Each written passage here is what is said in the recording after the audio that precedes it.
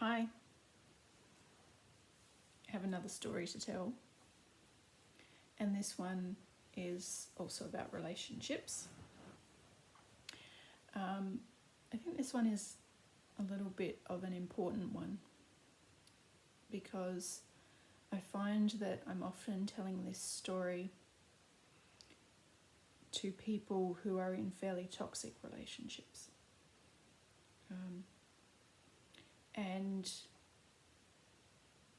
I think it can be a helpful way of thinking about a relationship that might not be working very well and help to bring a little bit of peace or perhaps a little bit of clarity to the situation. So if you think about somebody that you're maybe in a difficult relationship with, and this will often apply to women, but not exclusively, obviously, but it will often apply to very kind-hearted people. So somebody who is really devotional, is really devoted and loyal in a relationship and has an incredibly kind heart in the context of their relationship and really, really sincerely wants to be helpful to the person that they're in relationship with. So this might be a mother to a young adult or an adult child who's maybe using drugs or stealing or doing different things that perhaps aren't serving them. It's potentially a woman who's in an abusive relationship, or perhaps it doesn't go all the way to crossing that line of being abusive, but it plays around the edges of being abusive. And I think this is the way that very, very kind, genuinely helpful people try to reason through staying devoted and staying loyal in the context of that kind of relationship, because it just seems so loving. It seems and it feels often like the right thing to do. So let's imagine there's a mountain, and this is an emotional mountain. So at the peak of this mountain are all of the peak optimal feelings.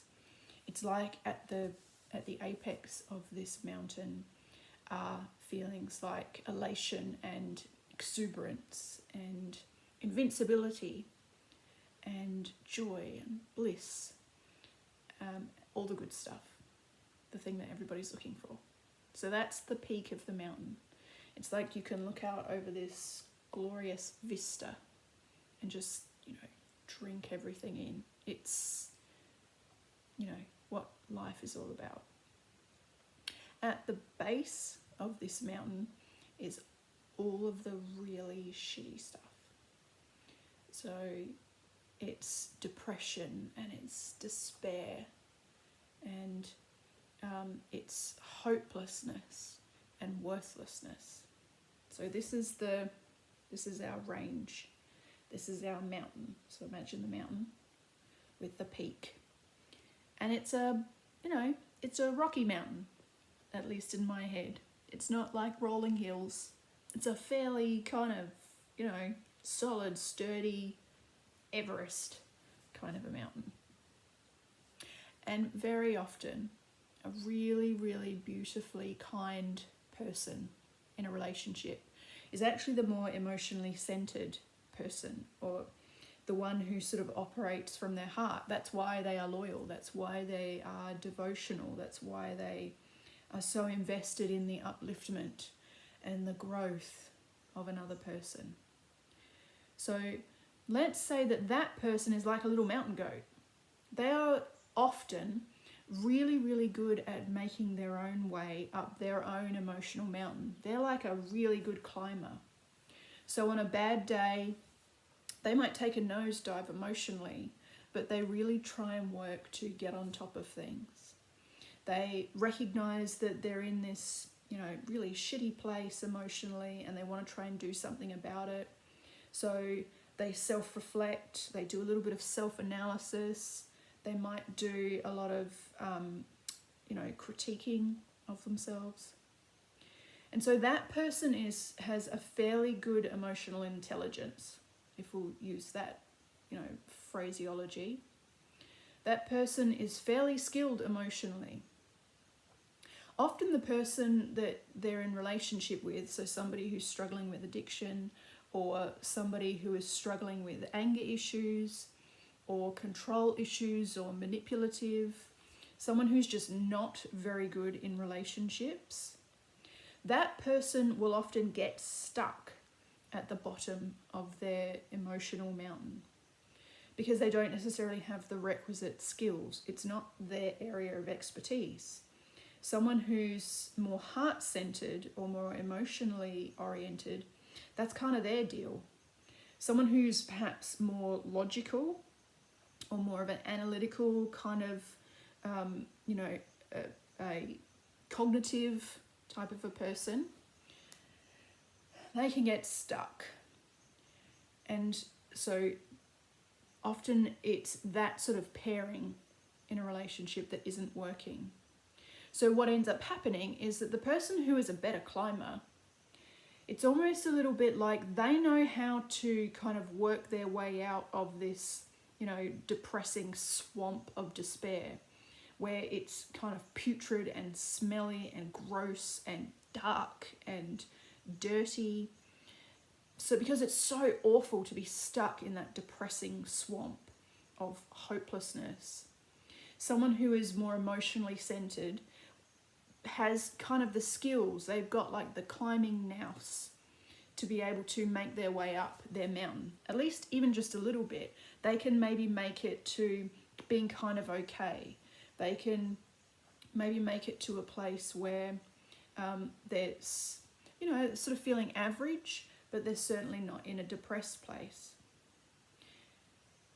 So imagine that both people have gotten stuck in a relationship because it's really, really toxic. It means that both people are stuck in the gross, disgusting swamp.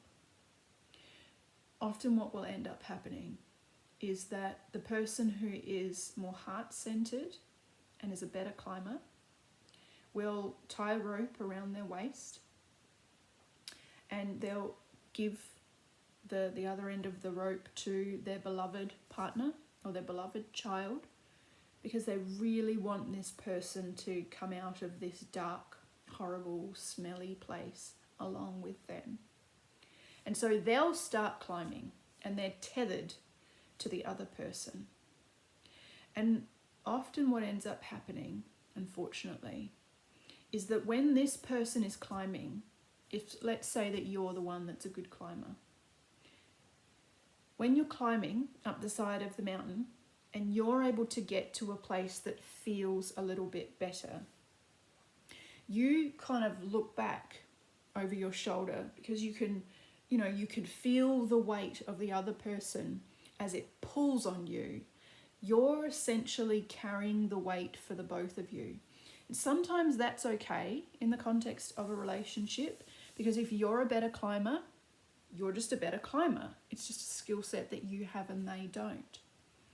But sometimes what ends up happening is that you take a look over your shoulder and you see that it's not that the other person is, trying to climb and they're doing their part and they're just not very good at it. A lot of the time, the other person is doing sweet F all. You've just got this dead weight at the end of the rope because they're just not participating in trying to climb the both of you to a better place. Unfortunately, that's more common than you would want it to be.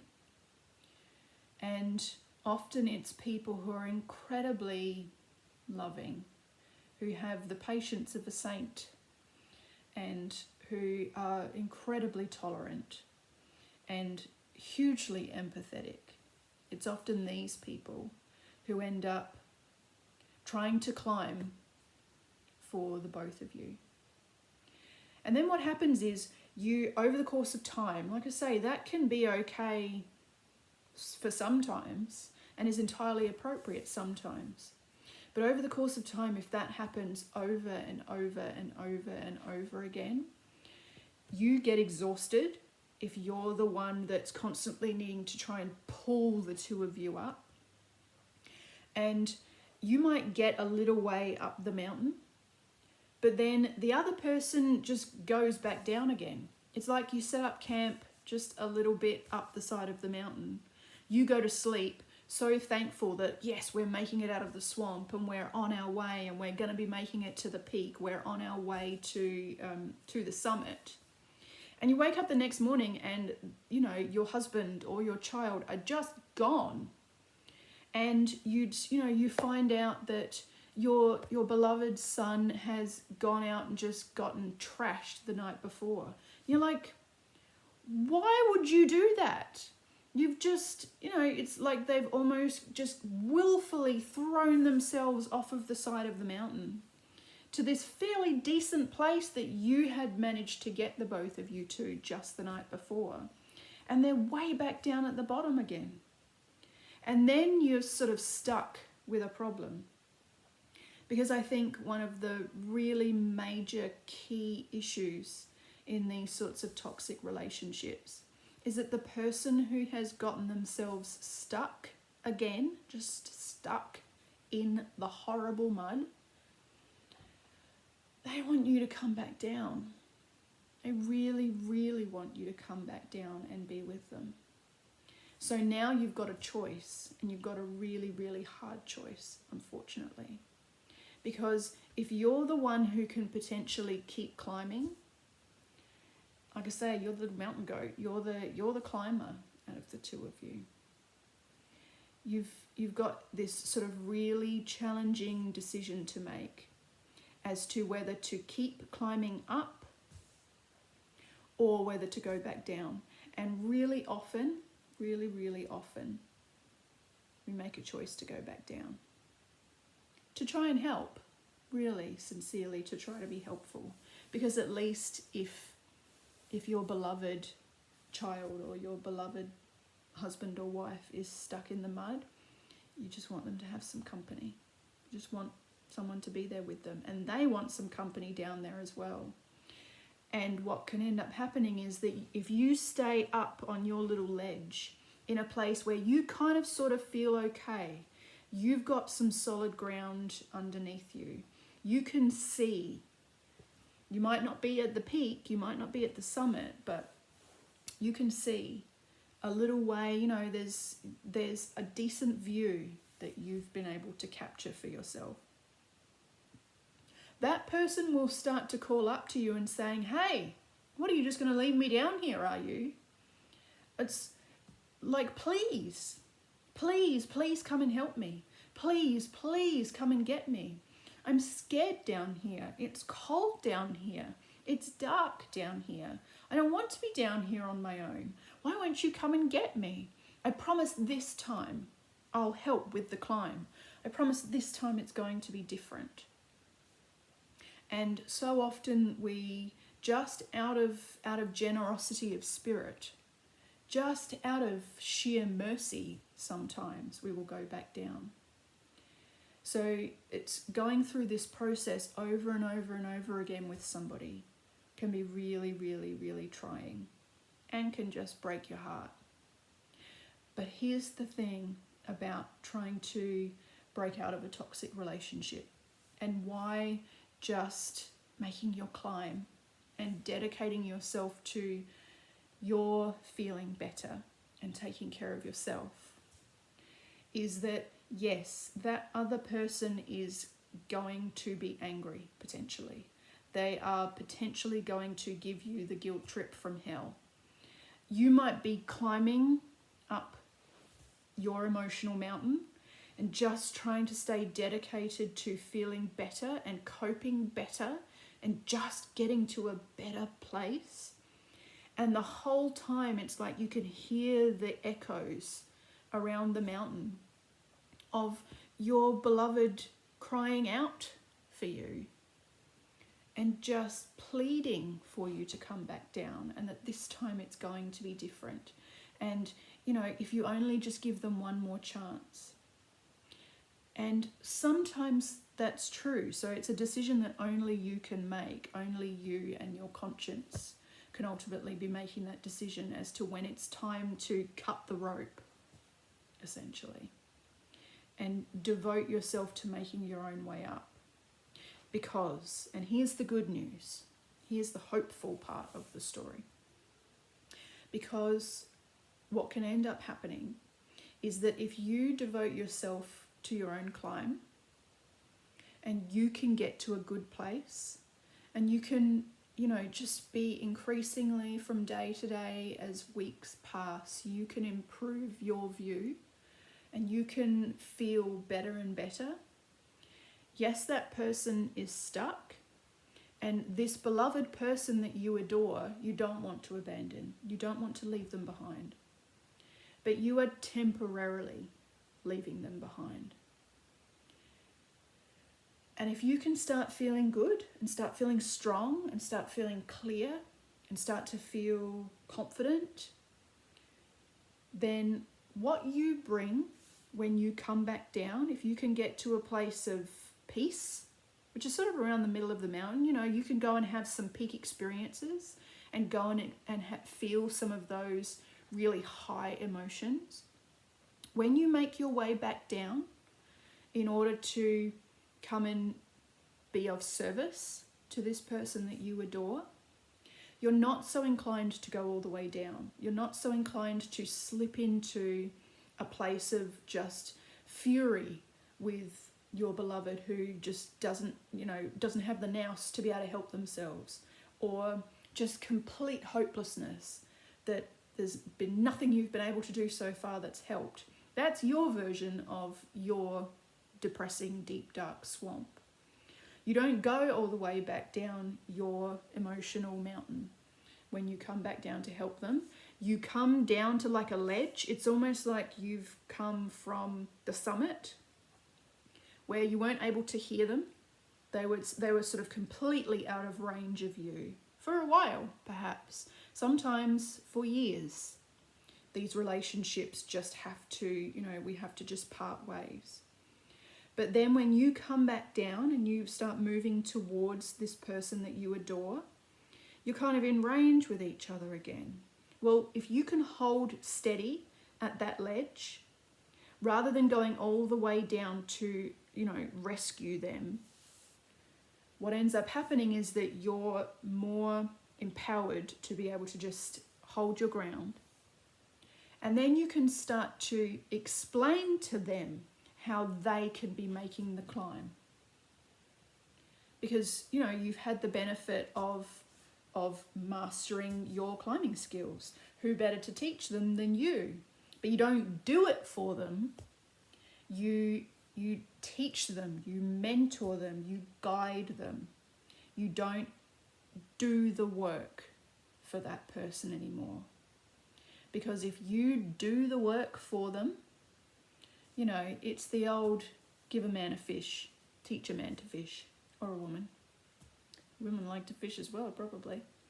So give a woman a fish, or give a man, or teach somebody to fish. It's that old shtick. It's that chestnut. It's that little pearl of wisdom. And the reason why I think it can be really helpful to release yourself from somebody, emotionally and mentally and psychically releasing yourself and just cutting that tie temporarily, is because what you bring back to them when you are coming back to them is of such higher quality. And you just become a better teacher, you become a better guide. And I think that gives somebody the best shot. To have you there, to have you in earshot, to be able to see you, but you're not right down there with them. Because if you're right down there with them, then, you know, you're depressed. and you're fed up and you're feeling hopeless and worthless right along with them, and that doesn't help anybody. So if you really want to be of service, consider thinking about things from that perspective, which may be just a little bit different than how you're used to thinking about things. Okay, that's it for that one. Hopefully that's been a little bit helpful, and I'll see you next time.